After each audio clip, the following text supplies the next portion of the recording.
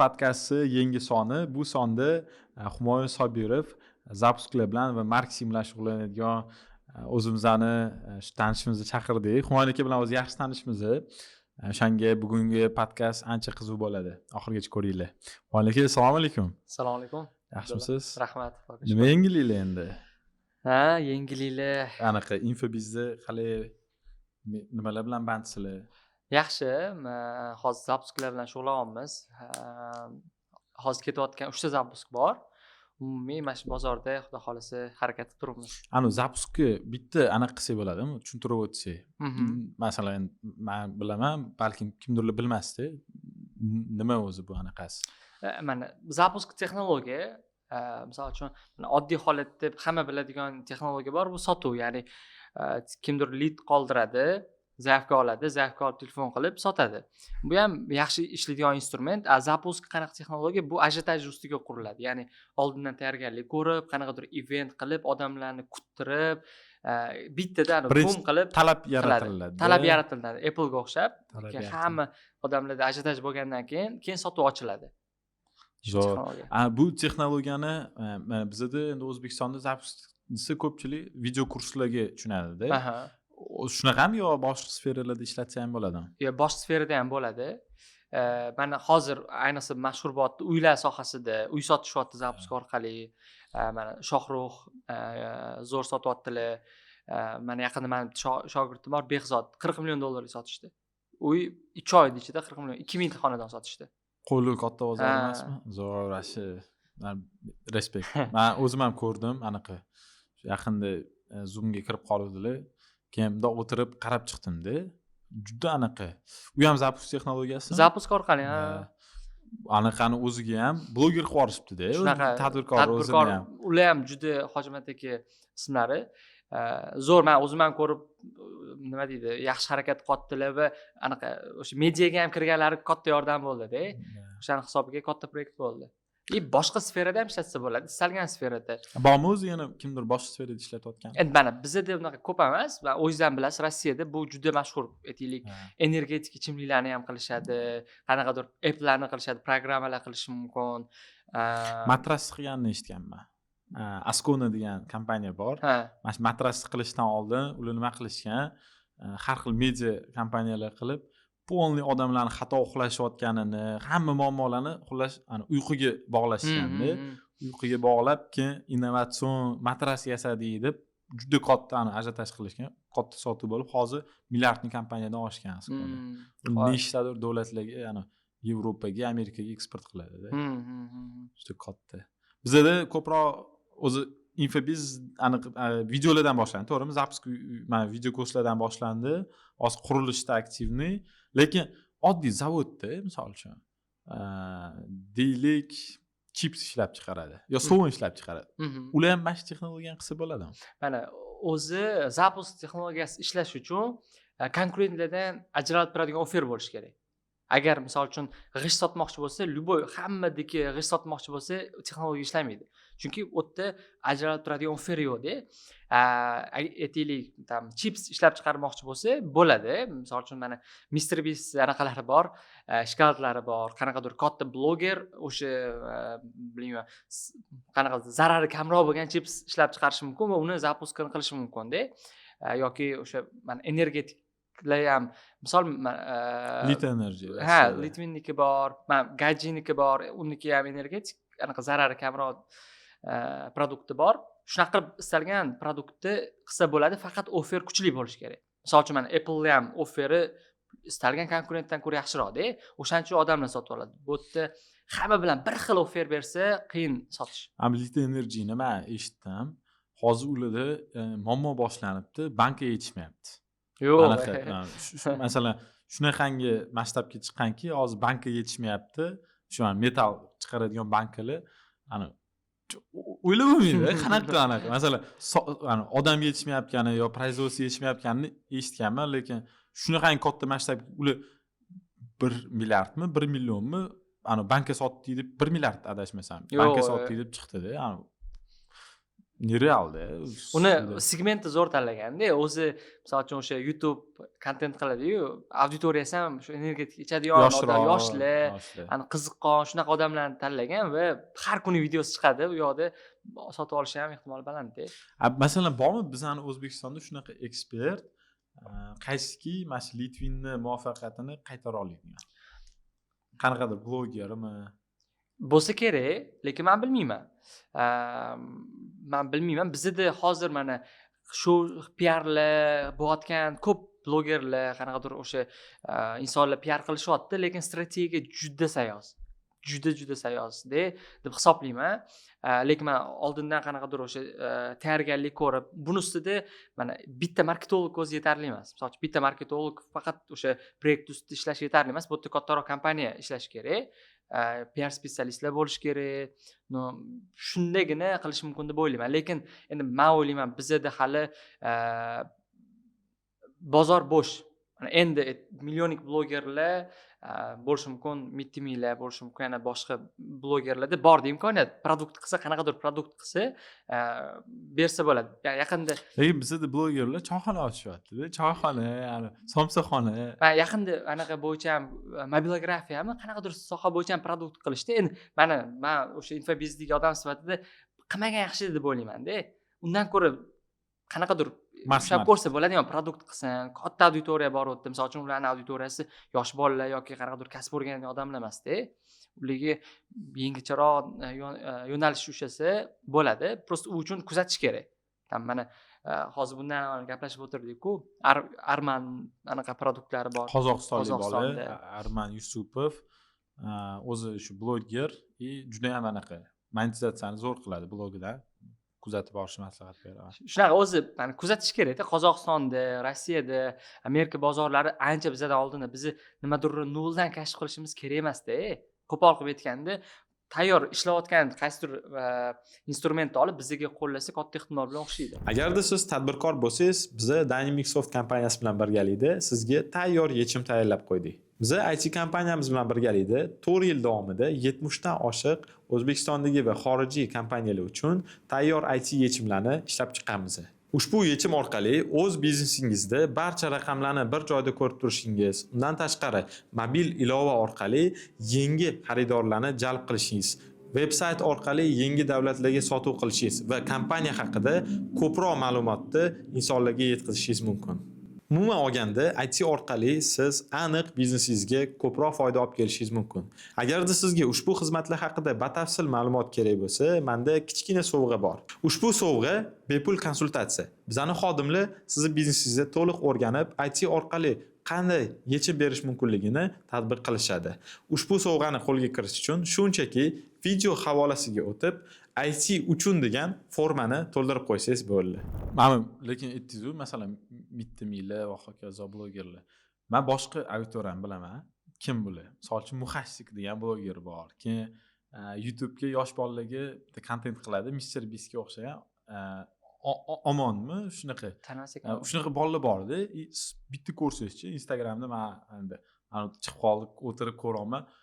Aniq yig'ilishlar qilishyapti-da. Maktab bolalari shunaqa ko'p yig'ilyapti. YouTube'da 1 million aniq podpischik. Hamma videolari stabil 500 ming, 600 ming, 650 ming ko'rilgan. Ular ham mashq bolalar qaytanga misol, bilmam, oddiy chips chiqarsa ham, men videomga qatnashsam, plus mana bunaqa bo'ladi deb ob'yom katta-da. Maktab bolalariga mass-mark anaqada 10 minglik produkt hech nima emas. 10 minglik sotib oladi. Litvinni masalan nimaga zo'r bo'ldi deb men o'ylayman. O'zi ko'rganmisiz, Yan bor.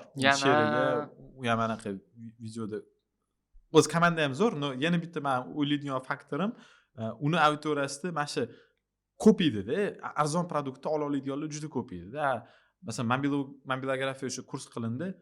Ko'p odam, lekin qanchasi mobilografiyaga qiziqadi, qanchaga bu вообще aktual. 30-40 ming bo'lsa ham baribir qiziqmas odam olmaydi. Shunaqa. Mana aytdingiz-ku, Yan deb. mana bizda prodyuser deganda mana biz tushunamiz infobiznesdagi prodyuserlarni. Prodyuserlar bor, san'atda bor. Istalgan birorta zo'r ko'tarilishi mumkin potensialniy bolani qo'shiqchi qilishi mumkin, aktyor qilishi mumkin, qanaqadir mediaga olib chiqadi, o'tdan o'sha protsentini oladi prodyuserlar. Bu eski, ya'ni oldindan aytiladigan. Eski emas, o'zi prodyuser. Bor, avvaldan bor bo'lgan narsa. Mana siz aytayotgandek shunaqa potensialniy bloger bor. U ishini zo'r biladi. U tadbirkor emas-da. U qanaqadir bozorni o'rgana olmaydi, bozorga produkt bera olmaydi. U ishini zo'r qiladi. Prosta o'sha millionlik YouTube kontentlar qiladi, zo'r prosmotrli videolar qiladi. Ularga ham xuddi shunaqa yangi o'xshagan prodyuserlar kerak. Ya'ni bu misol uchun marketologlar uchun ham yaxshi imkoniyat. Ya'ni faqat infobiznes o'zida emas-da, produkt uchun ham. Ya'ni esimimcha ham, masalan, $400 ishlab yuradida, yomon katta paradoks-da, bizdachi odamlar qanaqadir anaqa ko'zi ko'rga o'xshaydi. Men bitta ani kuni ko'ryapman.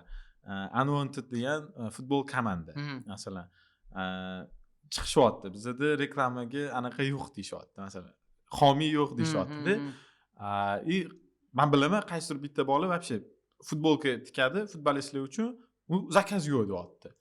Bir-birini ko'rmayapti-da shular. Yana bitta masalan marketolog yo SMMchi bor, $300 ga ishlayib yuribdi-da, kattaroq pul topa olmayman deyapti. Ya'ni uchalasi bitta bo'lsa-chi, hamda 1 million подписчик bor. Meni ana zo'r futbolka imino ishlab chiqara oladi. Meni bana sanga bozor 1 millionlik sot, shu yerda qanaqadirchi ana возможность ko'rish yo'qda bizda.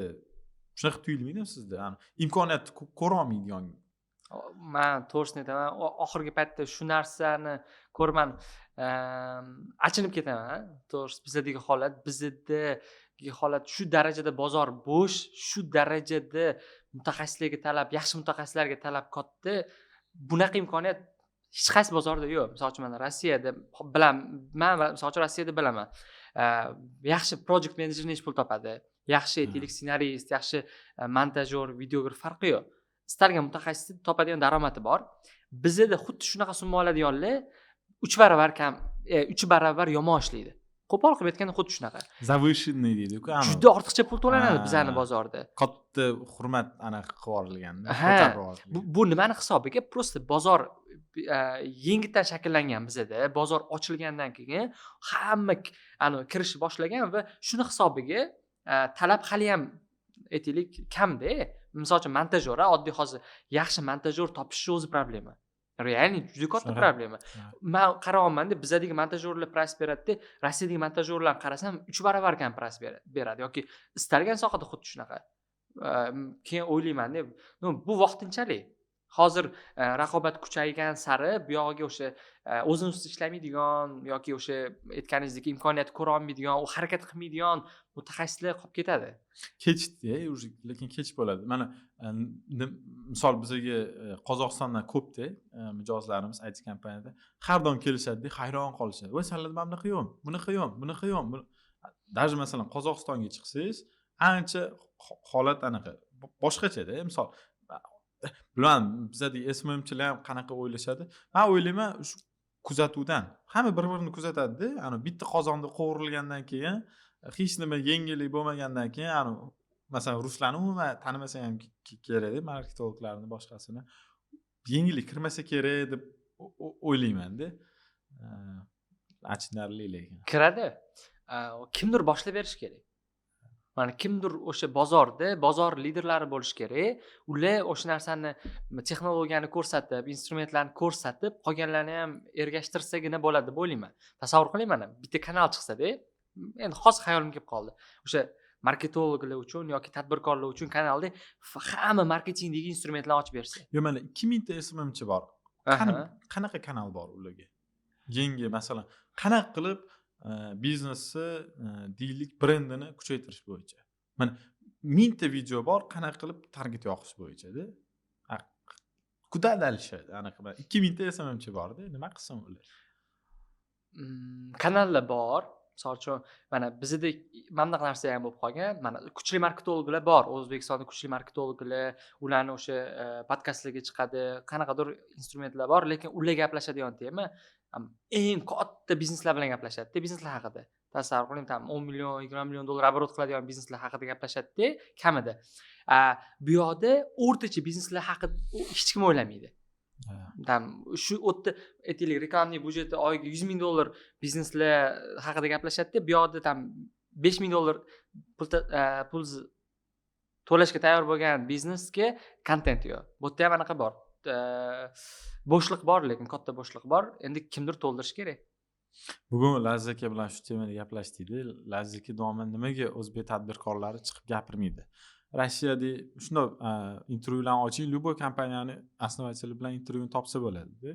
O'rta biznes yani kichik biznes emas, o'rta yo katta biznes любойni topsa bo'ladi. Shunda o'tirasiz aytadi. Biz ham bunaqa qilganmiz, mana bunaqa qilganmiz, mana bunaqa bo'lgan, mana bunaqa bo'lgan. Lekin hozir mana Evis o gigant bilmaymiz kim qanaqa qildi.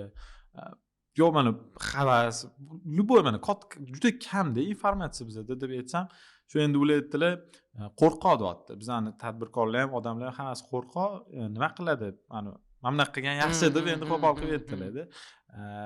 Shu fikrga men ham qo'shildim, chunki ancha yil bizda aqllilik qilma degan narsa bo'lgan-ku, kimdir misol shunday chiqib gapirsa, kaltangni yeganda, o'shaning uchun ham qolib ketgan. No endi yechimi mana bunaqa emasmikin, balkim odam bizda o'zbek tilida gaplashadi-yu hamma. Masalan, rынок baribir o'zbekchaga moyilroqda, ko'proq o'zbek tilida gaplashiladi. Qozog'istonda ko'pchilik rus tilida gaplashadi. Ular tez Rossiyada nima yangilik chiqsa, Qozog'iston tez kirib ketadi. Nimaga? Chunki ularning blogerlari bir-birini ko'radi. Masalan, Qozog'istonda qaysidir qishlog'ida o'tirgan bola ham agar rus tilida gaplashadigan oila bo'lsa, srazu misol Litvinni ko'rishni boshlaydi. Bizda qaysidir Omonxon yo boshqa bloger emassiz, ana u yoqdagini ko'radi, tez yangilik oladi. Shundan emasmikin? Balkim bizani misol SMMda ishlab yurganlar shu yerda qaysidir masalan o'zbek boladan o'qigan, boshqa hech nimani o'rganmagan, tilni bilmaydi. Shu qolib ketgan. Bu juda katta ta'sir qiladi. Misol uchun men biladigan yaxshi mutaxassislarning deyarli hammasi o'zbek tilidan boshqa tilni biladi. Yoki ingliz tilini, yoki rus tilini, yoki ikkalasini. Kamdan kam holatda men odamni bilaman, tam yaxshi mutaxassis yoki yaxshi tadbirkor, yosh tadbirkor til bilmaydigan. Chunki qanaqasiga o'sha faqat aytganingizdek O'zbekistonning bilimi bilan yetarli bo'lmaydi hech qachon. Chunki eng kamida kitob mana o'zbek tilida, misol uchun kitob yo'q. Marketing bo'yicha kitob bo'lsa 10 ta bo'lishi mumkin-da yoki juda ham kamda. Endi tasavvur qiling, hozir yangi trendlar, mana hozir 10 ta kitobingiz ham ba'ziviy kitoblar. Masalan, 15 yil oldin, 20 yil oldin kitob. Yangi instrumentlar bo'yicha kitob. Qaysi marketolog kitob yozgan o'zbek tilida? Yo'q. Kim yozdi? Men bilmayman. Yozmadi. Mana misol uchun Harmoziyning kitoblari bor, aytaylik, Rasul Bransonning kitoblari bor, ko'pchilik ko'p bor. Lekin ularni mana yangi kitob chiqyapti, misol uchun mana siz ko'rish mumkin, istalgan oqil, ko'p bolalar oladi, sirazi o'qiydi, qo'llaydi-da instrumentni. Til bilmagan odam qayerdan qo'llaydi uni? Qayerdan u instrumentni o'rgana oladi? O'shaning uchun eng kam misol uchun men обязательно rus tilini o'rganish yoki ingliz tilini emas, uni kamida bittasini bilish kerak. Agar zo'r bo'ladi, ikkalasini ham bilsa. Shuni men Lazizga aytsam, kim sanlar ushlab turibdi, o'rganlaringni. Yo'q. To'g'ri, anaqa bilmaydi, tilida qolib ketadi. Endi bu yerda bahona yo'q-da, Abdulla. Qarang, misol uchun til o'rganish nima degan gap? 5-6 tushunish uchun 3 oy yetadi, 2 oy 3 oy yetadi. Просто mana любой kontent rus tilida bo'lsa, ingliz tilida bo'lsa, tushunib, gapira olmasa ham, lekin ma'lumot olish uchun 2-3 oy yetadi. Odamlar vaqtini umrini ketkazadi. Ikkita anaqa bor, o'rganadi va ko'rmaydiganlar ham ko'p. Biladi, lekin ko'rmaydi. Biladi, ko'rmaydi. Men misol uchun oddiy SMM o'rgansa-da, yana video qo'yishni biladi, olishni biladi, bo'ldi, boshqa hujjatga javob bermaydi. Uje $500 bor, to'g'rimi? Qo'pol qilib aytganda. Bor. Hozir SMMda ishlayotgan bolalar bormi? Bir 40 yoshli kishilar yo'q. Hammasi Termizak deydi-ku, 17, 18, 20, 25 yosh bolalar, ularga 5 to'g'ri, mana bunday yetadi-da.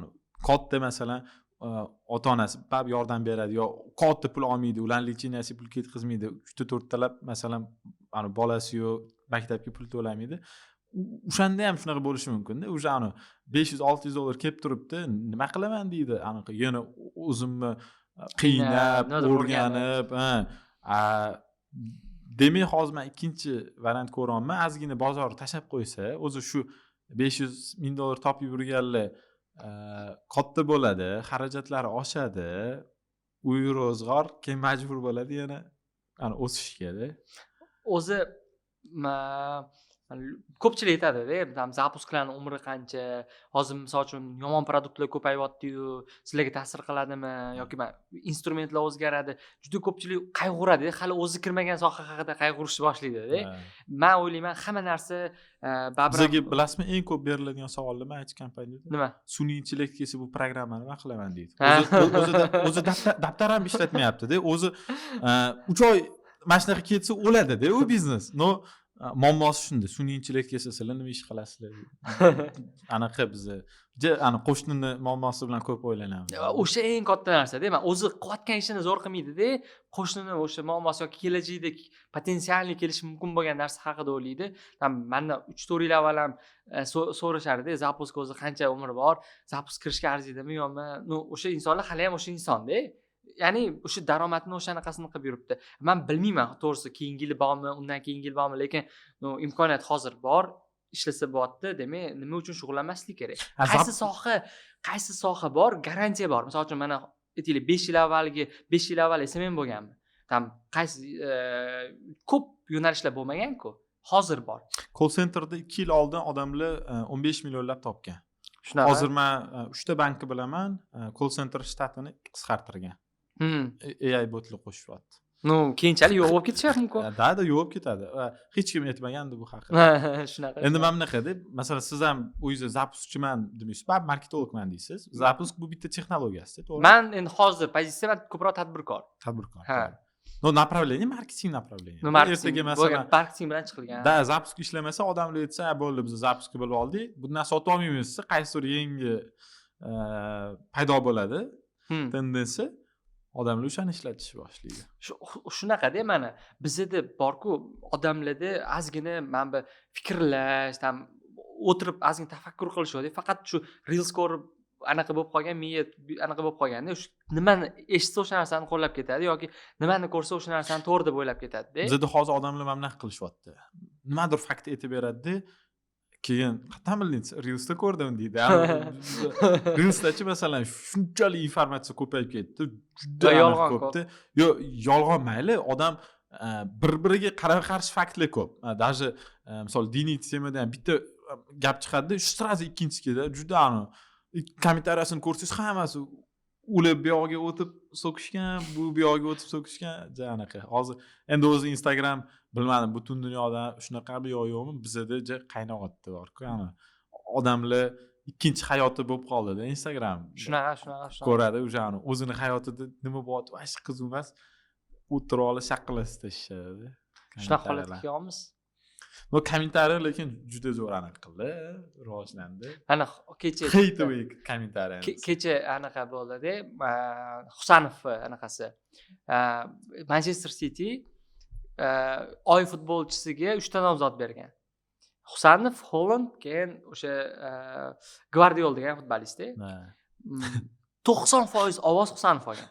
Tasavvur qilsin 90%, ya'ni hammasini o'zbeklar to'ldirganda, aksariyatini. Mana oxirgi o'sha Manchester Cityni profiliga kirsangiz ham asosan Husanov bor bo'lgan coverlar yoki videolar prosmotr 2-3 barobar katta-da.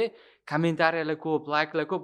Shu darajada bizda o'sha Instagramga odamlarning qasi juda katta bo'lib ketdi rostdan. Biz butun O'rta Osiyo bo'yicha 88% ga chiqdi internet pользователlar. Tasavvur qiling, 88% internet pользователь. Butun даже eng yaqini adashmasam Indiyadami shunaqada. Biz men bunga qanaqa qarayman, odamlar hayoti prosta shunchalik zerikarliki, ular Instagramga kirganda masalan o'sha miya maza qiladi-da, dopamin oladi.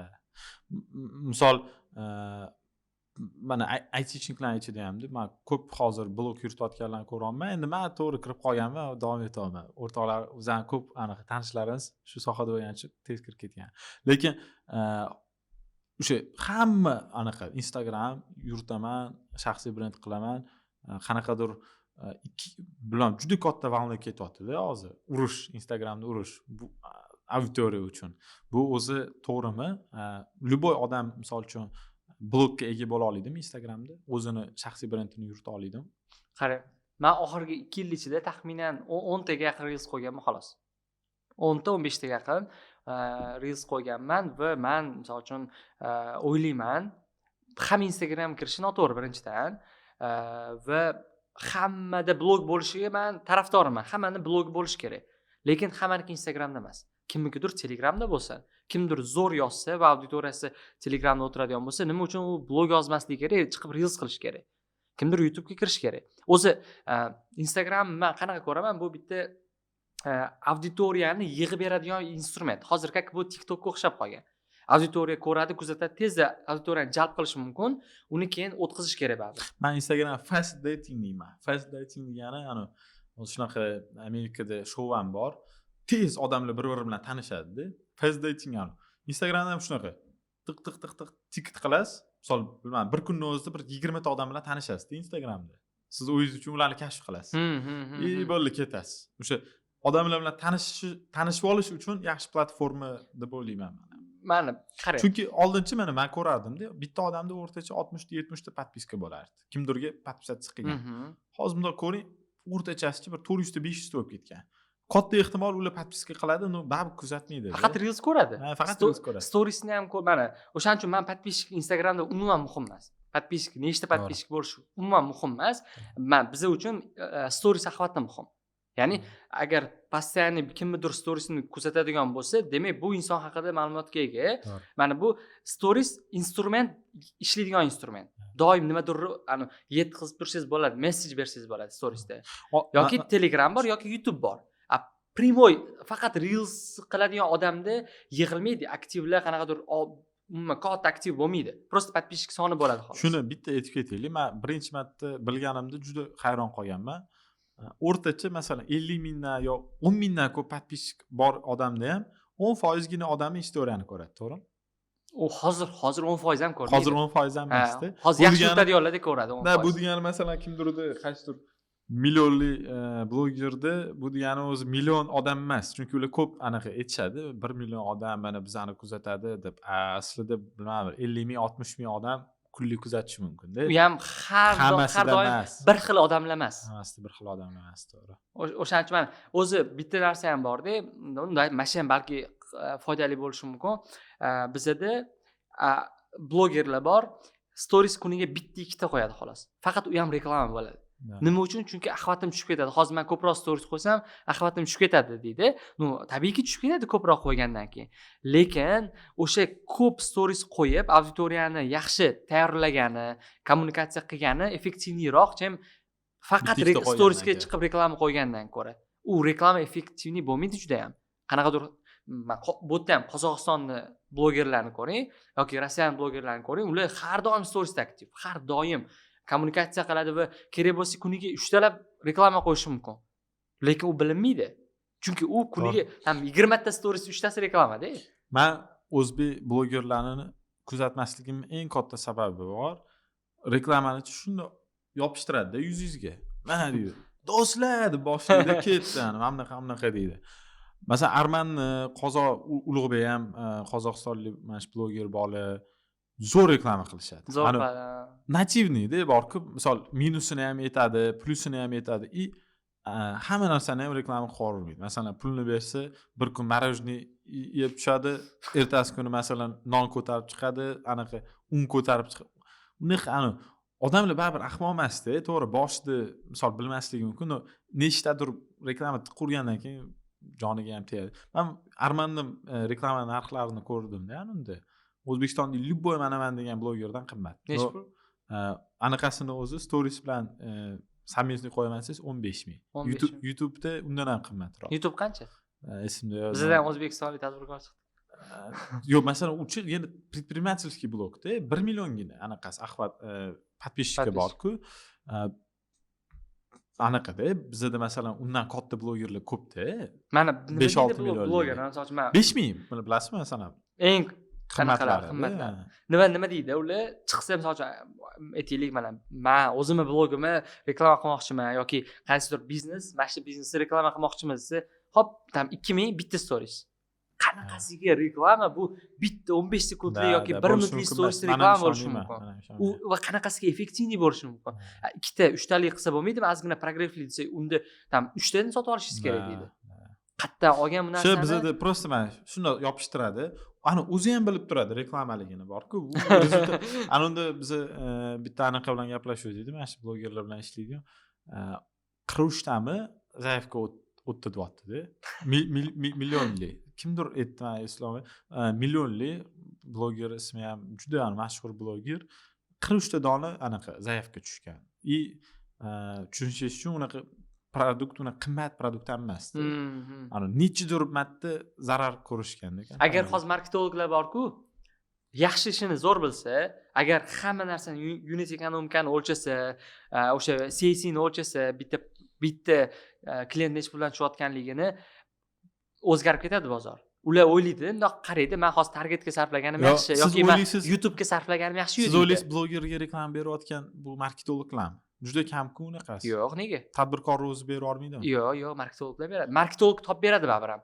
Unaqa hozir bozorda anaqa o'sha marketologlar ishlayapti. Unaqa tadbirkor men menga beramiz degan fikr etishi mumkin. Uni baribir ham o'tda marketolog yo'q qilmaymiz desa tadbirkor qilmaydi. Men masalan mana bizda O'zbekistonda blogerlar ichida kimni yaxshi yurityapti deb o'ylayman, Jahongir Latipov. Mana yaxshi yurityapti. Masalan sevganmisiz yo'qmi reklamani nativniy qilishga harakat qiladi. Misol boshqariligi ajralib turadi. Misol quyosh panellarini ko'rdim, uylariga qo'ydirib, bo'limini anaqa. Mana yopishtirmayapti-da yuzingizga. Sal mana shu podxodni davom ettirsa, menimcha ancha anaqa. Men o'ylayman, lekin mana YouTube'da zo'r, lekin storiesda ko'proq reklama-da. Misol uchun boshqa narsa ko'paytirsa bo'ladi deb o'ylayman. Chunki anaqa katta-da, shunaqa deb o'ylaymiz. Masalan, talab katta-da. Hozir tasavvur qiling, yangi biznes ochdingiz, premium segment, kimga reklamaga berasiz? Chunki raqobatchi yo'q-da. Yo'q-da. No, bu degani o'zimiz ham masalan reklama bermoqchi bo'ldik. Summalar juda katta chiqdi. Raqobatchi yo'q. Raqobatchi yo'q. Da kimga borasan boshqa yo'q, majbur. Mana qo'ydi. Men aytmoqchi bo'lganim, agar bloger tarafidan ham o'ylasa, tasavvur qiling, siz kuniga ikkita reklama ola olmaysiz-da. Katta ehtimol bilan ikkita reklama ola olmaysiz. Lekin agar kuniga lifestyle storieslar ham ko'p bo'lsa, fikrlar yetkazadigan qanaqadir, mana oddiy siz bizga o'xshab progressli storieslar nimadir yetkazib berilsa-da, Armanga o'xshab bo'lishi mumkin. Unda reklamani ham ko'paytirsa bo'ladi, narxini oshirsa bo'ladi deb hisoblayman. Mana zo'r hisobli, lekin misol menda kontra argument bor. Nima qilaman bunaqa qilib? Tayyor reklamachilar bor. Ko'proq reklama olish mumkin. Pul to'layapti. Ikkitani shunday qo'yaveramiz 15 sekundda bo'ldi. O'sha anaqa pul shu narsa. Masalan, Armanda bilamiz nima unaqa qilishini-da. Armanda chunki konkurentlar bor, rus tilida. Agar u ham mana yopishtirursa reklamani, primo agar reklama sotuv qilsa, katta ehtimol auditoriyasi bilib qoladi uni, aqlli auditoriya. Shu uchun shunaqa qilyapti deb o'ylaysizmi? Shunaqa deb o'ylayman. Menimcha katta ehtimol bilan shunaqa ham. Bizda ham vaqt bilan bo'lsa kerak-da. Endi mana-da, odamlar uchun baribir o'sha tadbirkor marketolog tushunish kerak. Qachon tadbirkor marketolog tushunsa, o'sha 2000-3000 dollar berayotganini o'zini oqlayaptimi yo'qmi? O'sha narsani hisoblay olsagina keyin o'zgaradi bozor, bo'lmasa o'zgarmaydi. Yoki raqobatchi ko'payib ketish kerak. Bizda tadbirkorlar marketingga bu investitsiya deb qarashmaydi-ku, u xarajatdek qaraladi-ku. Ya'ni qaraydi. Siz juda skeptik fikrlayapsiz-da. Faqat 10 ta topoviy kompaniyalarni aytmayman-da. Men butun bozorni aytaman. Masalan, marketologga pul berayotganda targetga $1000 deydi. Misol juda ko'p kompaniyalarda. Hozir nimaga yaxshi marketologlar? Chunki ular qimmat katta kompaniyalarda ishlay olmayapti. Katta kompaniyalar kerak emas, tushunmaydi hali. Yo'q, unaqa emas.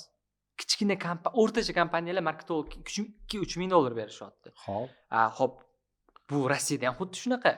Ya'ni 2-3 mingga zo'r marketolog ishlaydi Rossiyada. Bozor necha foizda shunaqa qiladi deb o'ylaysiz? Men o'ylayman 1% ham. Yo'q, undan katta. Men bilaman, chunki misol uchun men marketologlarni, SMM menejerlar ketqizilayotgan pul hozir tadbirkorlar beryapti. Hozir misol uchun marketologga ham beryapti, SMM menejerga ham beryapti. Nima eng yomon taraf aytaymi? U pul beryapti, rezultat qilib bera olmayapti, hammadan ishonch yo'q qoldi. Misol uchun kimgadir beradim, aytadi, kelib turib, aka men mana qilib tashlayman, menimcha sotib tashlayman deb turib va'da beradi.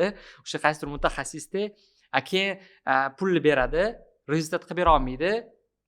Bo'ldi, hammadan ko'ngli sovib qoladi-da. Shunaqa holat ko'p. Bo'lmasam agar men o'ylamayman pul qizg'anyapti, chunki bizani holatda unaqa raqobat ham katta emas-da. Bozorda misol uchun qanaqadir hozir katta-da, mana kirib men ko'rayotgan tendensiya qanaqa bo'lyapti? Hozir qaysi sohada katta? Fast foodda misol uchun oziq-ovqatda. Bizda 3 ta klientimiz bor. IT kompaniyada oziq-ovqat o'ta zo'r marketing. Nimaga? Chunki ular marketing orqasidan ko'tarilgan kompaniyalar. O'zi tagida marketing turuvdi, boshlanishidan beri marketing qilishgan, davom ettirishdi. Lekin производство bor. Masalan, ishlab chiqaruvchilar bor. Mana bir 30 tacha ishlab chiqarishni mijozimiz bor. Juda katta оборот. Ular qanaqa qaraydi? Veb-sayt yaratish marketing uchun bu xarajat, target yoqish bu xarajat, qaysidir UzNewsga reklama berish bu xarajat. Ular masalan nimaga unaqa deb o'ylaydi? Men ularni ham yomonlamoqchi emasman. Prosta shu paytgacha bu yerga pul tikilgan, pul kelmagan. U xayolida shunaqa qolib ketgan. U marketing, Instagram yuritish pul olib keladigan narsadek qarashmaydi. Hozir nimaga yuzlab SMM kompaniyalar, agentstvalar bor. O'shalar masalan 1.5 ming klientdan olyapti-ku, katta adach olib keladi deb o'ylaysizmi? Men o'ylayman, olib kelmaydi. Qarang, siz hozir aytyapsiz-ku, ishlab chiqarish tadbirkor bor. Hozir siz borsizda, o'sha tadbirkor oldiga borib, siz o'zingizni g'oyangizni sota olasizmi? Marketing qil, marketingga ham 10 ming sarfla va shu rezultat olib keladi deb turib, undan 10 ming pul olib chiqa olasizmi? Olib chiqsa bo'lsa kerak. Olib chiqa olasiz. Ko'rmaganmiz. Katta ehtimol bo'ladi. Men ham olib chiqa olaman. Ya'ni kimdir ham olib chiqa oladi. Hech kim unaqa va'dani bermayapti. Yo'q, va'dada emas-ku. Siz hozir mana qarang, pul qaytish anaqasi bilan birga olib chiqasiz, garantiyasi bilan birga. Yo'q, potensialni olib chiqib, misol uchun kelib, bozorni ko'rsatib, mana raqobatchilar mana bunaqa, ertaga mana bunaqa holatga qarab ketishing mumkin. Mana aytaylik, qiynalyapsan klient olib kelishga. Mana buni qilib ko'r degan narsani aytsangiz, u to'laydi. Yo'q, agar shunaqa olib chiqayotgan bo'lganda, biz hozir nima ko'rgan bo'lardik? Biz juda ham kuchli anaqalar reklamli kompaniyalar ko'rgan bo'lardik. Bannerlarni qanaqadir bir juda ham unikalniy bannerlar ko'rgan bo'lardik. Qanaqadir festivallar ko'rgan bo'lardik. Qaysidir oziq-ovqat brendi festival qildi yangi. Biz ko'rgan bo'lardik, misol uchun mana yaqinda katta avto zapchastlar bilan shug'ullanadigan, avto mashinalar bilan shug'ullanadigan kompaniya kirdi. Qani bitta mashina festivali bo'ldimi? Yo'q. Qozog'istonda Motor Festda har yili bitta mashinalarga mo'ljallangan kimdir anaqa sponsor bo'ladi. O'sha mana bitta sponsor bo'ladi, hamma mashinaga qiziquvchilar yig'iladi, ana kompaniya bittada katta kompaniya bo'ladi. O'zbekistonda ham bo'ldi. Bo'ladi, bunaqa bo'lib turadi. Mana Abozor chiqdi bizda, katta anaqa qilishyapti. Men ko'rganim faqat sport komplekslarida reklama berishdi. Yana bir ikkita qo'shiqchilarda reklama berildi. Lekin ko'rmadim mashina anaqasida bo'layotganini. Aytmoqchi bo'lganimcha, agar katta pul berilayotgan bo'lganda, marketologlarning ishini biz ancha ko'p ko'rayotgan bo'lardik-da. Hozir ko'rayotganim faqatgina bu korporatsiyalar, o'sha PMIni qanaqadir mana anaqa bo'lsa ham, marketing qanaqadir yig'ilishlari bo'lsa ham, nominatsiyalar qo'yilsa ham, hammasi qani katta kompaniyalar. Yo'q, qarang, katta kompaniyani budjeti bilan siz mana bu o'rtacha kompaniya budjetini solishtirmayman-da. Misol uchun tam oyiga 100 minglab reklamaga pul sarflaydigan kompaniya bilan bu yoqda endi chiqayotgan kompaniya yoki endi marketing qurayotgan kompaniya farqi katta-yu. Prosta siz ular pul sarflayaptimi, yo'qmi degan savolga bersangiz, sarflayapti deyman. Tam 3 ming bo'lishi mumkin, 5 ming bo'lishi mumkin, 10 ming bo'lishi mumkin, sarflayapti. Lekin PMIchaligimiz 100% PMIchalik sarflamaydi, 100% uzumchalik sarflamaydi. Chunki unaqa katta ob'yomdagi kompaniya emas-da, uni tam 100dan biri ham emas. Bu etap-etap, bu yerda ham xuddi shunaqa. Prosta bozorga qo'yib berish kerak.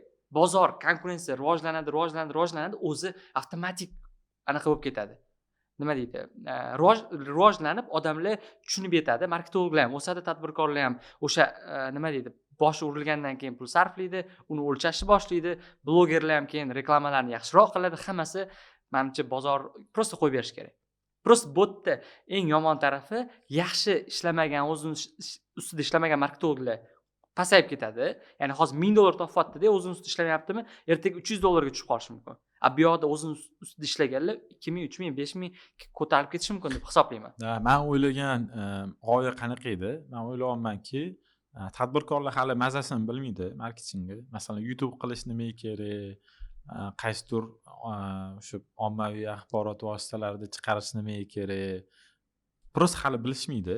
O'shaning uchun ham nima qilishyapti? Eshityapti, marketing qilish kerak, SMM qilish kerak.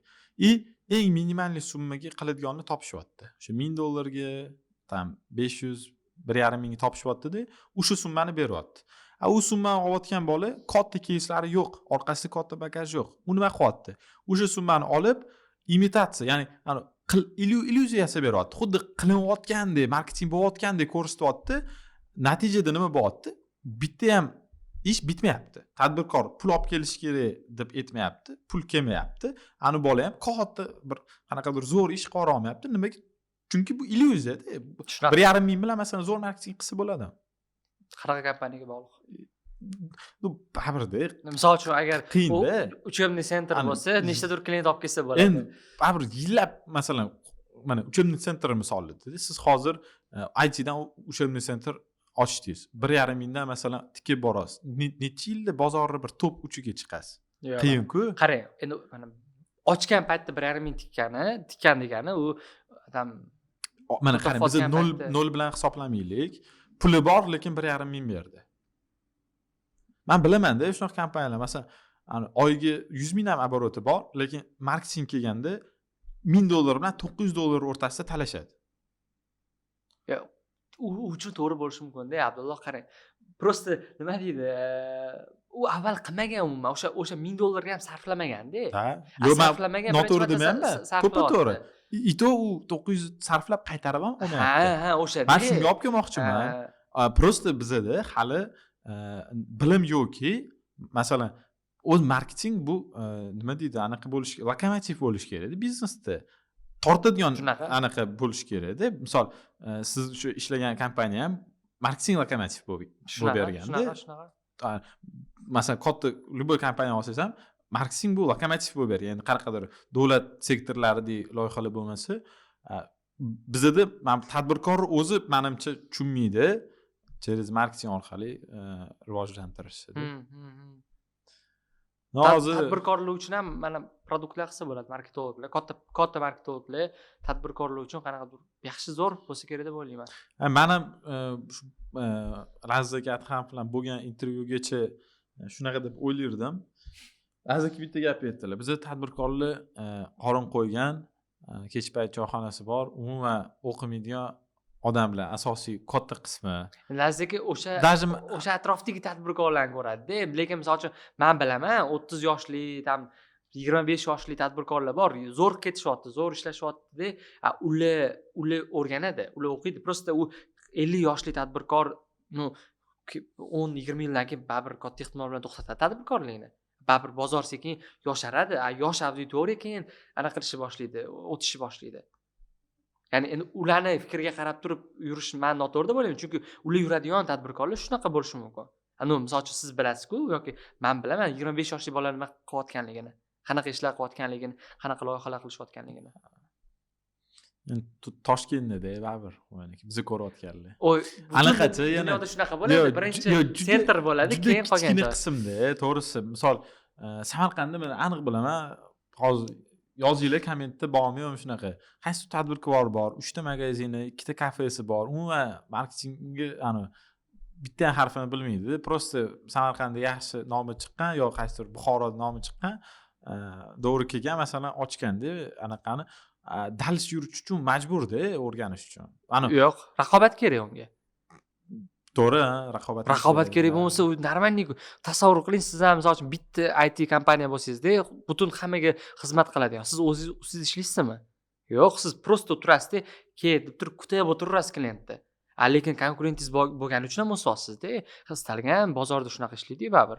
Konkurent bo'lsa, o'sha aytaylik Samarqandda ham tam qanaqadir mana hozir International bordi, yana adashmasam Najot ta'lim bordi. Sekin endi Samarqanddagi eski uchebniy sentrlar ham o'zgarishga majbur. Bo'lmasam yo'qotib qo'yadi bor klientini ham. Samarqandda International juda zo'r lokatsiyada ochilgan. O'zi katta o'quv markazi bor edi. shunda oldida ochildida. O'zi mana viloyatdagilar qaytangi даже Toshkent katta misol, nima masalan innovatsiya chiqsa, men o'ylayman viloyatda o'sha biznes qaytarish kerak. Chunki anaqada Nukusda yaqinda juda ko'p kompaniyalar bittada bordi. Biz endi IT kompaniya, IT решениялар qilamiz. Bitta to'lib ketdi. Nukusdan litlar. Telefon qilishyapti-da, aytishyapti, "Mana kompaniya mobil ilovasi bor ekan. Odamlar o'shandan zakaz qilyapti. Menga 2 haftada mobil ilova qilib" deyishyapti. Biz aytamiz, 9 oyda anaqa qilingan bularning loyihasi. Nechidir oy ketib, u 9 oyda ham ishlab ketmagan. Odamlar o'rganish uchun yana 1 yil ketgan. 2 yil vaqting bormi deyapmiz. Yo'q, 2 yilda men o'laman deyapti-da masalan. Hozirdan tayyorlan. Bu nafaqat viloyatda, biz ham masalan hozir o'sha prodyusingga o'zida ham yaqinda birga shundan guvohi bo'ldik. Rossiyalik ekspertlar kelib, O'zbekiston zapus qilib ketishdi, to'g'rimi? Bu degani masalan sizlar ham shunga ham tayyor turishingiz kerak. Shunaqa. Har doim есть куда Rossiya deydi, o'sadigan joyi bor-da. Bu odam agar o'sadigan joy bo'lmasa boru motivatsiya ham yo'q qoladi yashashdan. Nimadir anaqa turish kerak-ku, drive bo'lish kerak-ku, o'sha o'sish uchun, harakat qilish uchun, tasavvur, hamma narsa bir xil qaytarilaveradigan bo'lsa zerikarli. Endi bilmayman, menga zerikarli. Menimcha hukumatniki yana bitta juda katta, masalan, jahlim chiqadigan narsa, imенно mana shu SMM sohasida juda ko'p bolalar bilimi bor, yaxshi, faqat babnikda, masalan, babnik degan qaysi ma'noda? 2 oy ishlaydi-da, pul olish osonda. Tadbirkordan masalan boradi, aytadi, "Bo'ldi, hozir SMM qilamiz, yaxshi bo'lib ketadi." U sehrli palchkaga o'xshatib qo'yishganda SMMni. Hozir mana yangi filial ochdingizmi, bo'ldi, zo'r bo'lib ketadi deydi. 2 oylik pulini oladi, hech nima bo'lmaydi, ketadi. Keyin yana boshqa biznes, keyin yana boshqa biznes, keyin yana boshqa. Bizda ham masalan o'zimiz IT kompaniyada ham bir 4 martadan 5 marta alishtirib, oxiri o'zim o'tirib, turib hozir masalan qolamiz, hozir mana yaxshi-da. Nima sabab buni? Boshqa sohada juda kamda. Mana aytishingiz mumkin, yo o'zi bozor filtr qiladi. Lekin ITda kamda bunaqa. Bilmam, o'tirib ishlashyapti men bilgan juda ko'p dasturchilar. Yana misol finansistlar ham shunaqa, o'tirib misol ishlaydi-da, baribir bitta kompaniyada yo o'rganadi. Lekin shu SMMda ko'zga ko'rinib qolganda qanaqadir mana shu muammo. Xo'p, endi bu yerda men o'ylayman faktorlar ko'p deb o'ylayman. Birinchisi bu men baribir hozir proyekt topa olmayman. Misol uchun klient ko'p o'ylamaydi, u reputatsiyasini o'ylamaydi. Misol uchun men hozir 5 yildan keyin qanaqa o'zimni ko'raman, 5 yildan keyin qanaqa ko'raman degan narsa yo'qda. Tezda pul topish xohlaydi, tezda o'sha proyektlarni almashtiraveradi va shuni hisobiga anaqa bo'lib ketadi deb o'ylayman. Oxirigacha tugatmasdan ishlayveradi. Lekin men finansist bo'lish uchun qancha o'qish kerak? Ko'p. Aytishnik bo'lish uchun qancha o'qish kerak? Kamida 2 yil. SMM menejer bo'lish uchun 2 oy o'qish kerak. 2 oy, 3 oy yetadi. Easy entry deydi. Bu любой odam kiryapti-da. Любой odam kiryapti va u просто sotishni o'rganib olsa, va'dani berib tashlaydi-da. Keyin unga qiziq emas, u 5 yildan keyin reputatsiyasi anaqasi yo'q-da uni. Просто maqsad tezroq pul ishlab olish, xolos. Shuni hisobiga anaqa bo'lib ketgan. Bozorda LTV juda past. LTV juda ham past, lekin bor. Masalan, zo'r ishlaydigan, o'sha uzoq muddat rezultat qilib beradiganlar va o'shalar hozirgacha qolgan. Mana 2-3 yilda umumiy bozor olsak, hali bizda bozor shakllanib ham ulgurmagan, lekin o'sha 2-3 yildan beri hozir reputatsiyasi zo'rlar, o'sha paytda vaqtida ishini qilib bergan, o'sha paytda aytgan va'dasini bajargan, o'sha paytda o'sha nima deydi, kerak bo'lsa pulni ham vazrat qilib bergan odamlar hozir bozorda reputatsiyasi bor. Bizda tadbirkorlik klubi bor-da, yosh tadbirkorlik klubi. Unda 30 tacha potensialli shu qo'shilmoqchi bo'lganlar bilan ko'rishyapman-da, agentstvasi borlar bilan. Shu gap ochildi, aytishyapti. O'rtacha deyapti, SMMda LTV hammada 2 oy deyapti. Men bir 15 minut vaqtimni ketkazib urishdim. Qanaqasi 2 oy bo'lishi? 2 oyda marketing qilsa bo'ladimi-da? Men bilgan kompaniyada 2 oyda faqat tadqiqot o'tkazishadi, o'rganishadi, nima qila olamiz. 8 oy realizatsiya qilishadi. 6 oy xatosini to'g'rilaydi. 2 yilda qanaqadir rezultat natija ko'rinadi. Bo'ladi. Juda aniq nima deydi? O'sha men fikrga qo'shilaman, tadbirkorning ham xatosida bu. Hammaga ishonib ketib, eng arzonini topib, anaqa qilaveradi, pul to'laveradi. Menimcha tadbirkorlar o'zi bilishi kerak, kimni ishga olishni. Hozir mana shunaqa bo'lib qolganda bozorda. SMM pulni ololmaydi tadbirkordan, tadbirkor tam cho'zib yuradi, tadbirkor ishini ololmaydi. Yo'q, qanaqadir bitta anaqa yozilgan nima deydi, nima qilish kerak o'zi, qanaqa vazifa bajarish kerak, pulni qachon olish kerak, qanaqa formatda bo'lish kerak degan narsalar yo'q-da. Endi kirayotganlarda yo'q. Lekin mana katta kompaniyalar bilasiz o'zingiz ham hamma narsani o'sha etilgan narsani oldindan so'raydi, nima qilasan, nima bajarib berasan, o'sha narsa bo'yicha tekshiradi oxirida. SMM marketing, SMMda ayniqsa bu narsa tasavvur qiling mana-da, bitta o'sha gilam sotadigan joy, kichkina bitta magazini bor xolosda, u bilmaydi-da umuman marketingga. Bilmaydi, kimdir kelyapti-da, mana shunaqa target yoqamiz, mana bunaqa qilib beramiz deb turib pulni oladi. Xuddi shunaqa. 1 oy, 2 oy kutadi-da, yo'q hech qanaqa rezultat bo'ldi. To'xtatadi. Bir-biri bilan urushgan, shunaqa narsa bo'lib ketadi. Men masalan katta kompaniyalarda yana juda zo'r, biz oldin IT'da misol boshida 2 yilda kichik biznes bilan ishlaganmiz-da. Cheklar ham juda kichkina bo'lgan. Keyin korporatsiya bilan ishlashni boshladik. Holdinglar, katta oborot, 40 ta 50 ta filiallari bor.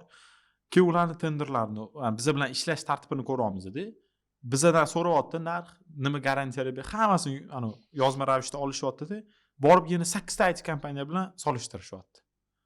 Zo'rda, chunki masalan aldanish ehtimoli ancha pasayadi. Bittasi misol $1000 ishchi 10,000 dedimi, garantiyani 10 barobar kam etdimi, boshqasi boradi, u yaxshiroq taklif. U yaxshi.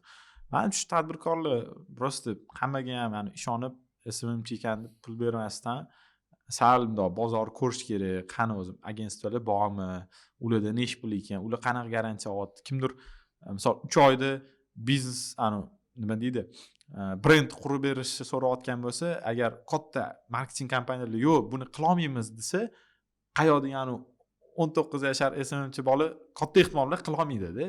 Shuni obyektiv qabul qilish kerak-da. To'ppa-to'g'ri aytyapsiz. Menda bitta tanishim bor, do'stim bor.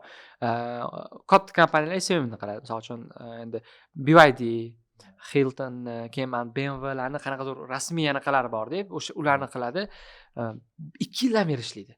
SMM qiladi, 2 yildan beri ishlaydi. To'g'ri, u misol uchun bozordagi tam 5,000, 10,000 so'mma berishmaydi bular. Lekin stabilniy beradi, stabilniy ishlaydi va ishlab kelyapti-da. Ular ham biladi. Misol uchun BYDmi qaraydi, misol uchun borib turib bozorga chiqayotganda tender qiladi. Mana sen BYD bilan ishlayapsan. Sen ko'chadagi xohlagan so'mingni ola olmaysan, senga bu reputatsiyon anaqa ham bo'ladi deb turib ular ham tushunadi va ular ham tayyor uzoq muddatda 1-2 yil yoki tam uzoq muddat ishlashga tayyor-da. Shuni bilib kirgan yaxshiroq. O'zim tadbirkorlar ham shu narsalarni o'lchasa, faqat kelgan odam bilan bittada davay men siz bilan ishlayman deb ketish kerak emas-da. 10 ta odam bilan gaplashsin, 10 ta mutaxassis bilan gaplashsin. Bu shuncha odam uzoqni o'ylaydigan bo'lish kerak. Bu SMM menejerlar ham o'zini foydasi uchun har 2 oyda yangi klient bilan gaplash, uni ishontir, uni oldida va'da ber, 2 oydan keyin yana boshqasini top. Juda anaqa vaqt bekor ketadi, 2 yil o'tadi, yana o'sha $200 olib yurgan bo'ladi. Hech nima nasingni yangilik bo'lmaydi-da. Misol ITda ham o'zi aslida shunaqa, hozir o'ylab qoldim. Ko'p mayda shuda masalan proyektlar qilib yurishadi, rezultati yo'q. Lekin mana biz bilgan katta IT kompaniyalar bor, shu O'zbekistonning o'zida katta kompaniyalar bilan ishlaydi, to'g'ri. Unaqa oshirilgan narxlar yo'q, lekin 6 oy, 8 oy, 1 yillab ob'yom bor-da. 1 yillab masalan o'shani tizimini yaratadi, o'ylab o'tirmaydi, nimani sotaman, nima qilaman debdi. Oladi, ishni zo'r qilib beradi, shu bo'yicha ishlashadi. Bizning bozorda men o'ylayman, eng katta va eng qiymatli narsa bu reputatsiya. Ya'ni hozir istalgan sohada reputatsiyasini ustida ishlagan odam uzoq muddatda eng zo'r bo'ladi.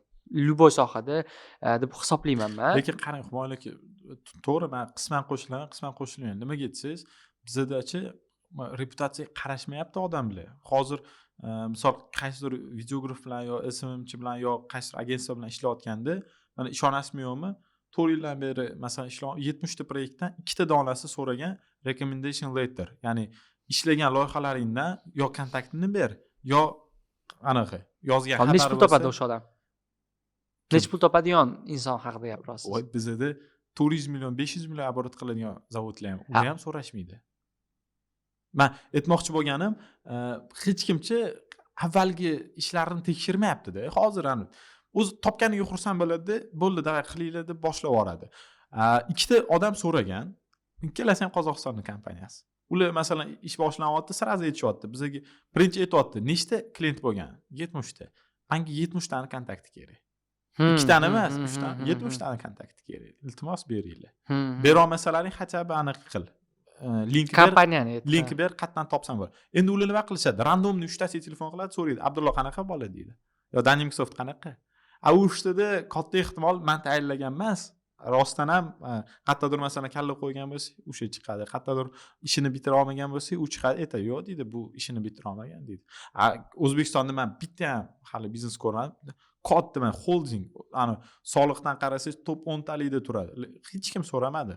Qani ber ishlagan joylaring, telefon qilib gaplashib ko'ring. Bu hozir so'ramadi degani, lekin keyinchalik ham bunaqa bo'ladi degani emas-da. Chunki men misol uchun biladigan kompaniyalar bor, o'sha ta'lim loyihalarida olayotgan har bitta xodimini juda qattiq aniqladi. O'sha qayerda ishlagan, kimlar bilan ishlagan, nima. Men top menejment haqida gapiryapman-da. Siz endi misol uchun SMMchini olayotganda aytirishini berasiz. SMMchi haqida gapiryapsiz-da, Abdulloh. Misol uchun marketolog qaraydi. Do'stlar, kuchli atrof muhit haqida juda ham ko'p eshitgansizlar. Biz Visioners nomli yosh tadbirkorlik klubini tashkil qildik. Ushbu klubda 30 yoshgacha bo'lgan O'zbekistondagi juda ham ko'plab tadbirkorlarni yig'dik. Klub bilan birgalikda yangi bilimlarni, nonushtalarda ishtirok etish, mastermindda qatnashish, tog' safarlari va chet el safarlarida ishtirok etishingiz mumkin. Undan tashqari ushbu klubda turli o'yin dasturlari va yangi bilimlar olish uchun kurslar mavjud. Agarda siz ham o'zingizda yosh tadbirkorlar orasida bo'lishga loyiqman desangiz, ushbu video havolasidagi formani to'ldiring va klubimizga qo'shiling. Zo'r marketolog deylik, ishlayapti, reputatsiyasi yaxshi, hamma joyda o'sha vaqtida qilib bergan yoki qilib bera olmasa ham tan olib, qanaqadir qilganda, o'zini yomon anaqa yo'q u haqida. Ertaga ko'tariladi-ku, qaysidir biznes boshlayotgan paytda yoki istalgan holatda kim bilandir hamkorlik qilayotgan paytda unga imkoniyatlar shu darajada ochiq bo'ladi. Shu darajada ochiq bo'ladi, chunki nimaga bozorda ishonchli insonlar juda ham kam. Ishonchli mutaxassislar, ishonchli o'sha qanaqadir startaperlar, bilmayman, baribir yoshlar juda ham kam. O'shani hisobiga ham men o'ylashim bo'yicha uzoq muddatda bu juda katta yordam beradi deb o'ylayman. Ya'ni hozir qisqa muddatda to'g'ri hamma mana o'zini mendan so'rashadi-da. Mana misol uchun market qanaqadir tadbirkor bor, so'raydi. Humoyun, mana bu bola sizda o'qigan ekan, tavsiya berasizmi yo'qmi? Men uni backgroundini bilsam aytaman, mana shunaqa deyman. Misol uchun yaqinda bitta inson bilan gaplashyapman. Katta tadbirkor, kuchli tadbirkor, o'sha IT bo'yicha, ular meni ko'rib qolganlar Instagramda, ko'rib qidirganlar-da, o'sha YouTube videoim ko'rganlar, ana fikrlar hammasi yoqqan, to'g'ri kelganda, keyin ular communitysi bor, o'sha yosh lekin katta tadbirkorlarning communitysi bor. O'tkazganlar. Men bu bolani taniydiganlar bormi deb yozganlar. Ha, deb turib 2-3 ta odam aytgan, hammasidan so'raganlar. Menga telefon qildilar, "Humoyun ko'rishinglar, unda qilaylik." Bu ko'rishamiz, xuddi shuni aytib beryaptilar. Humoyun, men so'radim, hammasi sizni anaqa qilgani uchun men siz bilan ko'rishib, men tayyorman anaqa qilishga, ishlashga deyaptilar-da. Ya'ni tasavvur qiling, 2 kun bo'ldi men taniganiga. Lekin o'sha yerdagi bitta inson, bu bola anaqa emas desa, endi kim gapirayotganligi ham bog'liq bu feedbackga. Shuni hisobidan kelib chiqib aytayapman, uzoq muddatda reputatsiya baribir eng muhimi deb o'ylayman-da. Hozir biz hali yoshmiz, hali men hech qachon faqat o'zim 1-2 yillik emas, men 40 yoshimni ham tasavvur qilaman-da. 40-50 yoshimda men tasavvur qiling, biz katta o'sha paytda katta tadbirkorlik, katta proyektlar bilan shug'ullanamiz. Qanaqa odamlar reputatsiyamiz qanaqa bo'lishi kerak u o'rinda? Ani ishi qilganda bitirib bermagan, qochib ketib qolgan, pulni bermagan, bu narsa hozirdan reputatsiyamiz ishlanmasa, kim bo'lib bizning bozorda hamma bir-birini taniydi. Hamma taniydi, bir-birini taniydi. U katta ehtimol ikkita zvonokda любой odamga masalan chiqsa bo'ladi-da, o'sha tadbirkorlikdami, boshqa sohadami, juda anaqa.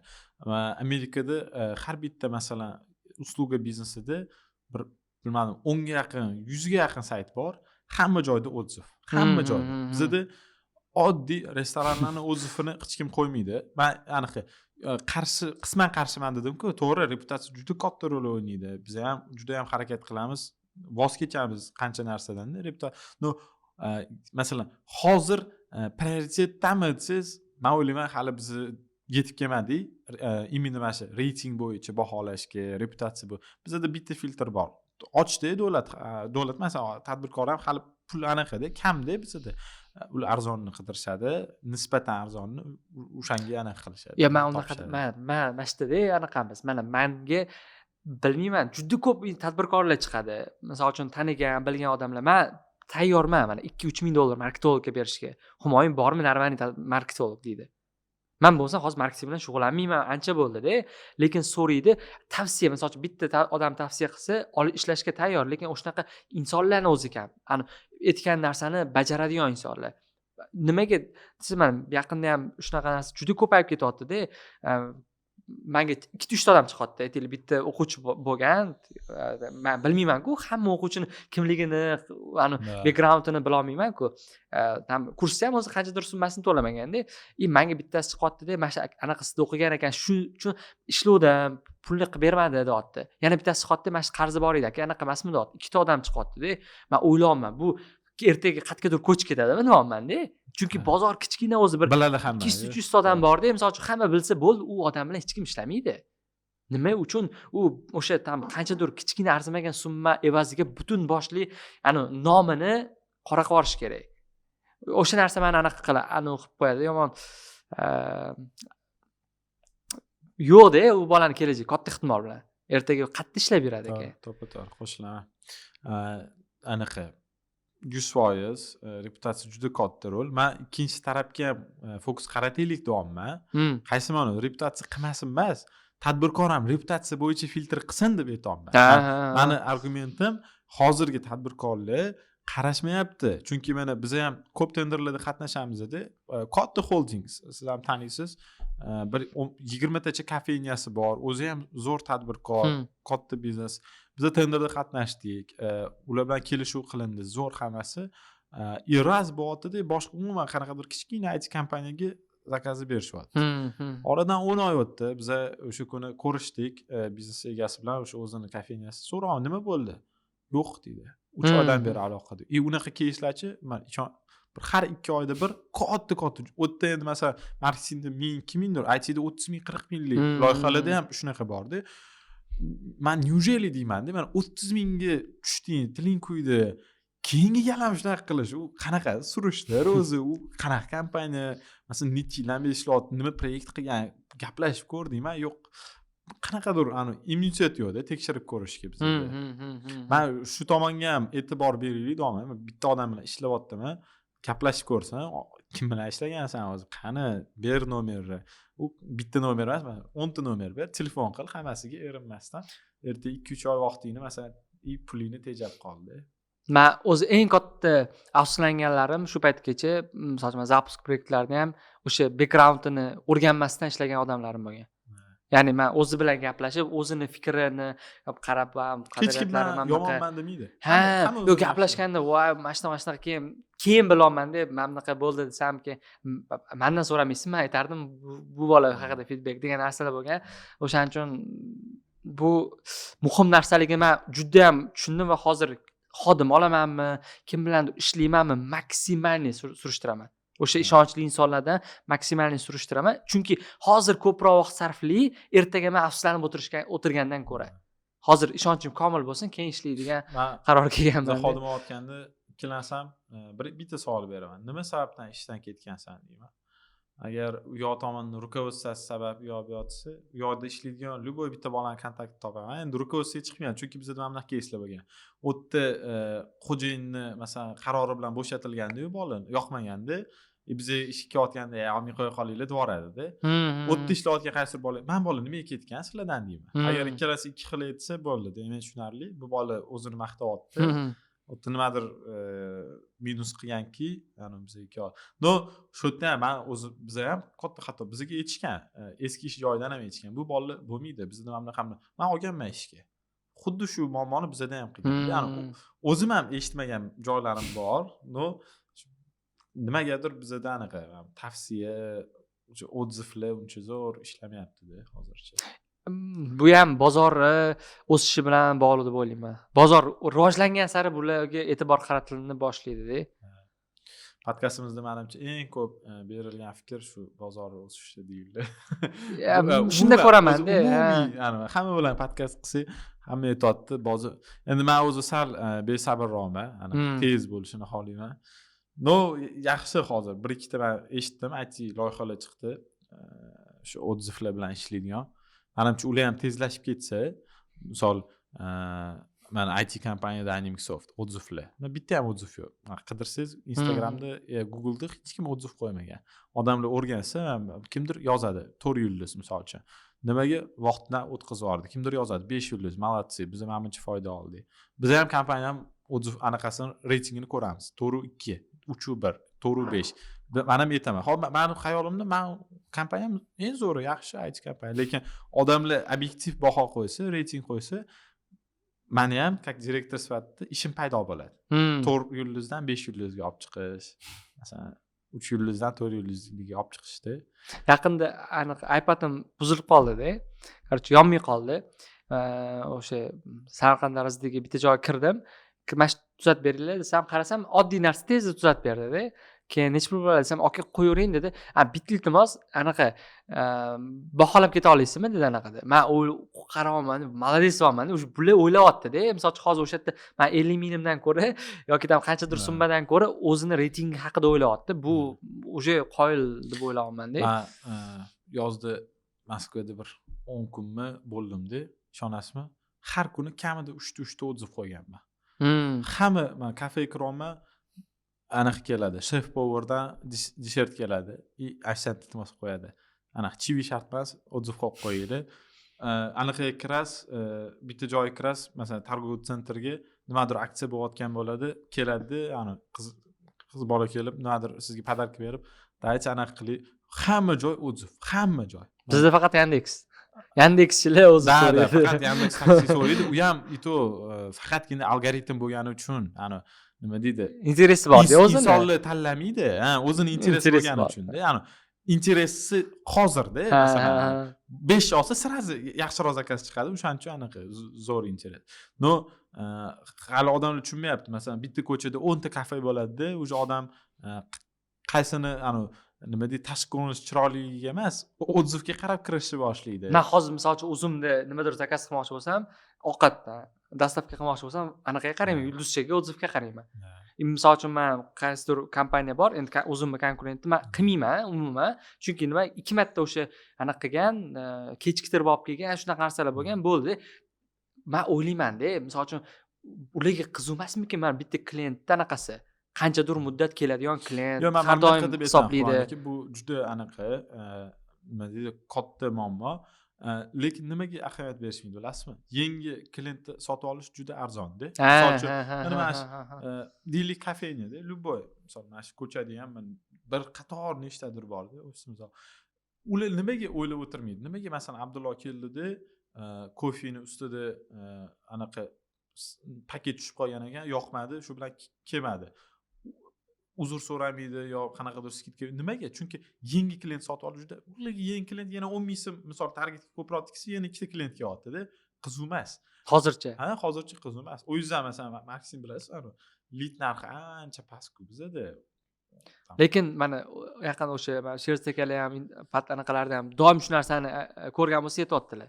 Sherzteka Tursunov постоянный klient bazaga harakat qilish kerak. Misol uchun faqat yangi klientga ishlaydigan bozordan chiqib ketadi.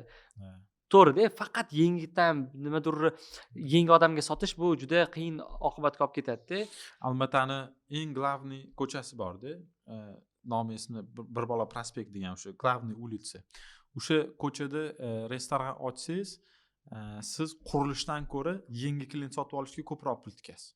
Tasavvur qiling, masalan, $100,000 remontga tiksangiz, u biznes yurib ketishi uchun 100 ming marketingga tikishingiz kerak. Bizda qayerda shunaqa joy bor, qaysiki masalan 100 ming tikmasangiz yurmaydigan. Yo'q. Oddiy mahallaning ichida otsa ham hozir yurib ketadi. Ya'ni yurmasa ham o'zini oqlaydi-da.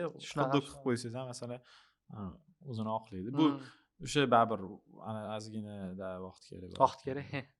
Vaqt kerak. Lekin baribir o'ylash kerak, uzoq muddatda uzoq muddatda hozir ham aslida mana menga anaqa yoqadi, Tandri bor-ku, Toshkent City'dagi zo'r qilishgan, juda konsepsiyani ham yaxshi o'ylashgan, umumiy mana hozir aytaylik, men Toshkent City'da o'sha turgan vaqtimda sezon vaqtida hamma joy to'ladi.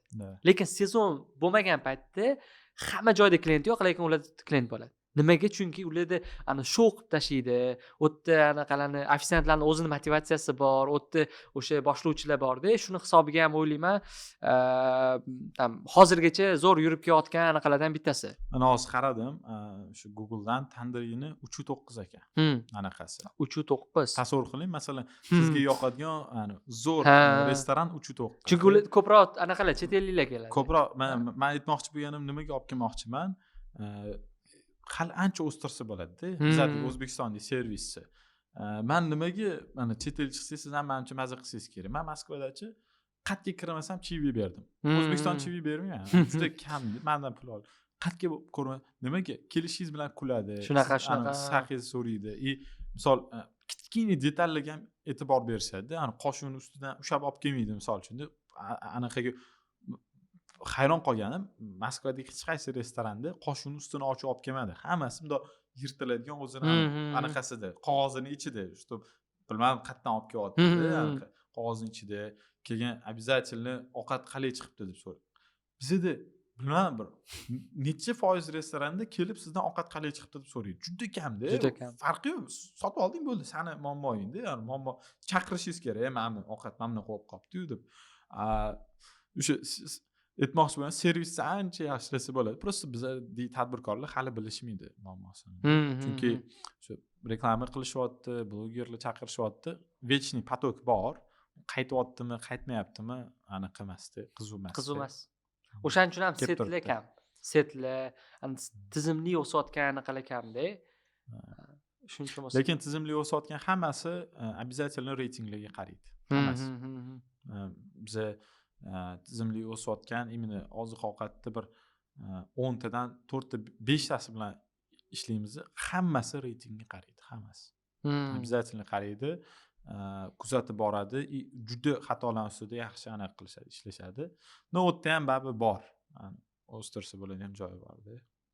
Men endi asosan mana restoranlarga ko'proq aniq qilaman. Yangi restoran, shunaqa anaqa katta pul tikilgan, vohmi odam kelib yotibdi, kirsangiz mayda xatolar juda ko'payib ketgan. Chunki qarang, o'sha restoranni rahbarini bu restoran birinchi proyekti emasda, bir 8-10 proyektda unga e'tibor ham qaratmaydi-da. Kim bitta menejer qo'yib qo'yiladi, u menejerni o'zi misol uchun bilmaydi, ko'p narsani bilmasligi mumkin yoki servis haqida hali tushunchasi yo'q bo'lishi mumkin-da.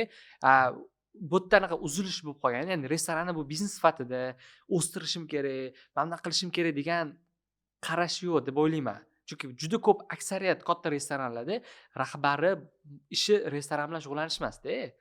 Qanaqadir xodim yoki kimdir bo'lib ishlaydi, restoran ochib qo'ygan.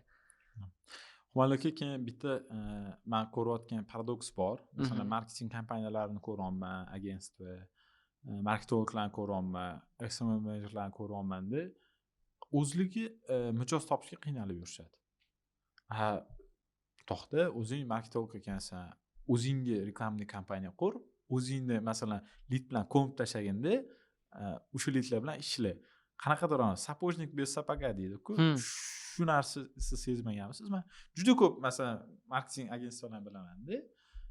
Anaqasi yo'q, klient yo'q. Qiynalishadi klient topishga. To'g'ri? Men ham sezganman. Yo, nimaga bunaqa masalan o'zini bilimi kamligini tan olmaydimi yoki shaxsiy brend agentstvalari o'zini hech kim tanimaydi.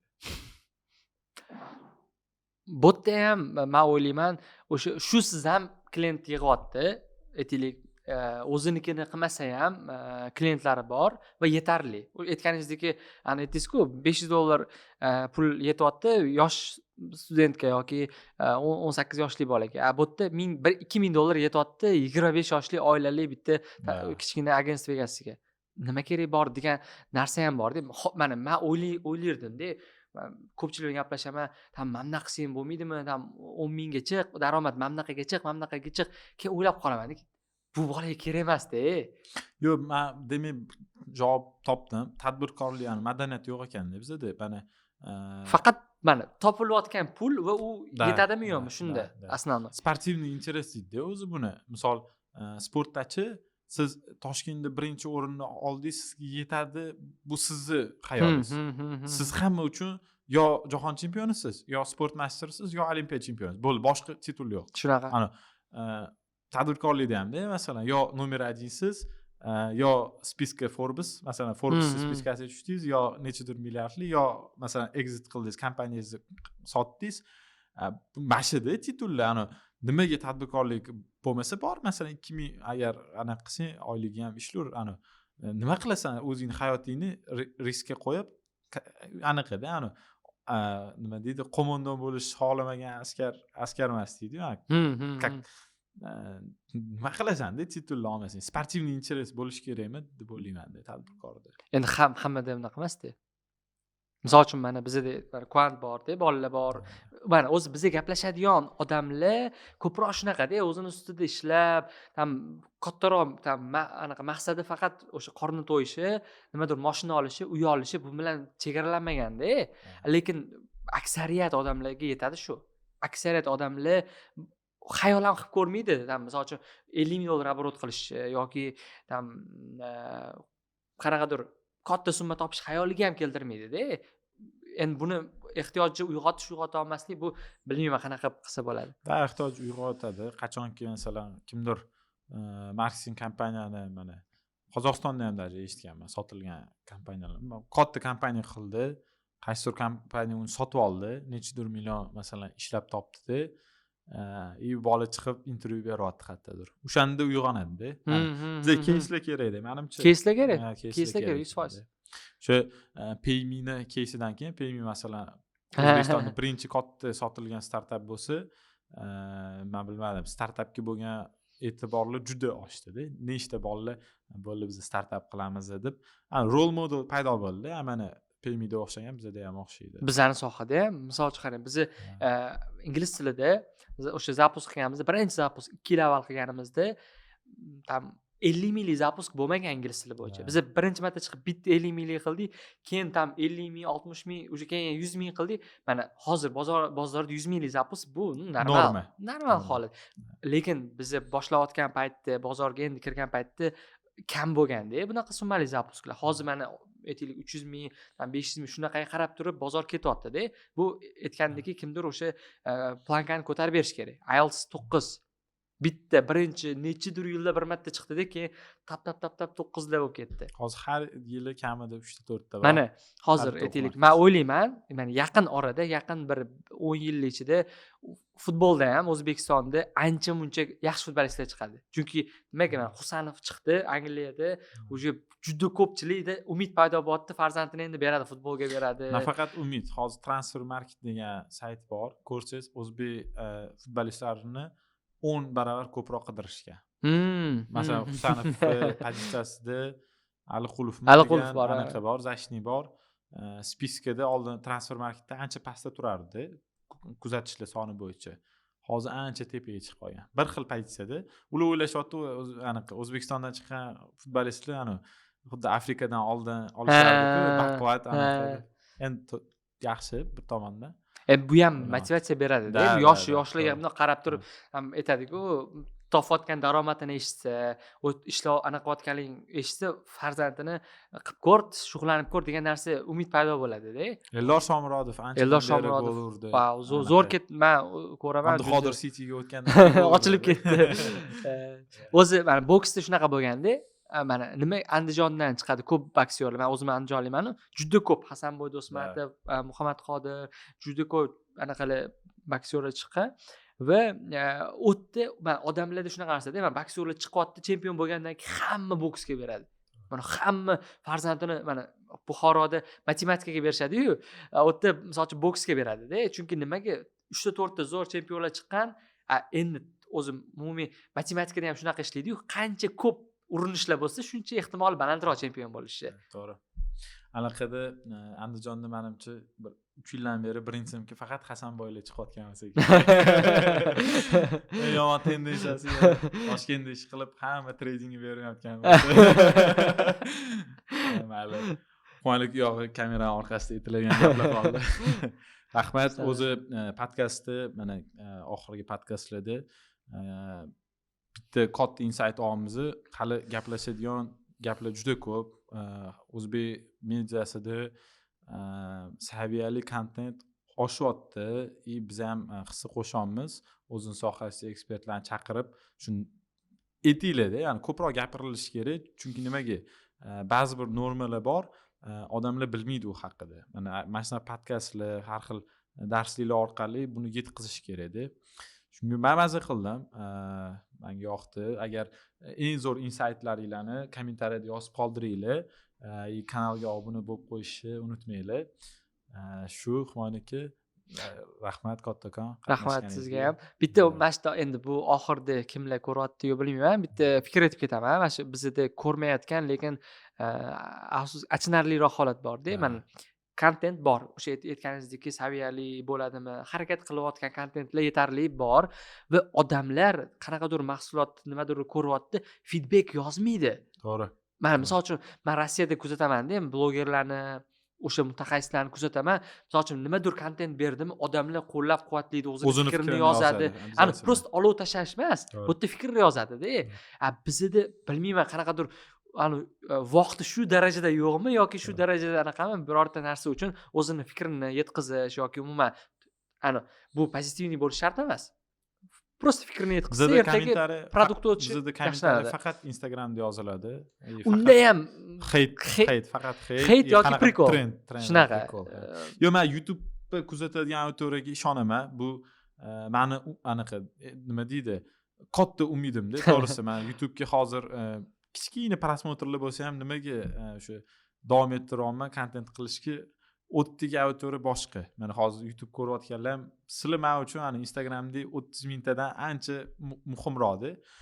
Shunga men o'ylayman hozir kommentariyaga o'tib o'zingizlar yozib qo'yasizlar. Nima insightlar oldinglar? Qayerda biz to'g'ri gapirdik? Qo'shilmagan joy bo'lishi mumkin. Qo'shilmaysizlar-da. Chunki bugun juda anaqa fikrlar bo'ldi-da, ya'ni shaxsiy fikrlar ham ko'p bo'ldi va hammasi to'g'ri degani emas. O'shaning uchun bemalol yozsa bo'ladi. Bu bizga ham qiziqda. Kommentariyada yozib qoldiringlar. Men ham Humoniki ham harakat qiladilar. Обязательно javob berishga. Baholislar. Humoniki rahmat katta. Rahmat. Abdulloh. Assalomu alaykum.